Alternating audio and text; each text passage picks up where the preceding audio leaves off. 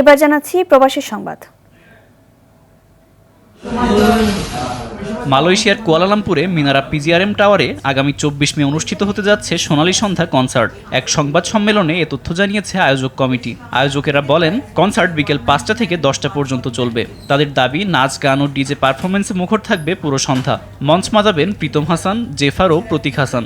নাচ করবেন পূজা চেরি ও তমা মির্জা। এছাড়া সঞ্চালনায় থাকছেন রাফসান ও তাবাসসুম প্রিয়াঙ্কা। মালয়েশিয়ায় বাংলাদেশি পণ্য বিস ক্লাব বিস্কুট খেয়ে লটারিতে ব্র্যান্ড নিউ গাড়ি জিতেছেন মালয়েশিয়ার নারী চেনুর আসমামুনি বিনতে ওমর। এছাড়া দ্বিতীয় ও তৃতীয় পুরস্কার হিসেবে বিজয়ীরা পেয়েছেন একটি প্লে স্টেশন ও বাংলাদেশি তৈরি বাইসাইকেল। অনুষ্ঠানে বিস ক্লাব বিস্কুটের head of marketing Taylor Tasin জানান, মালয়েশিয়ায় প্রায় 35 লাখ মানুষ 10 রিঙ্গিতে বিস ক্লাব বিস্কুট ক্রয় করেছে। ক্যাম্পেইনে অংশগ্রহণ করে গাড়ি, বাইসাইকেল সহ অন্যান্য পুরস্কার পেয়ে খুশি বিজয়ীরা। আব্দুল মালেক, RTV।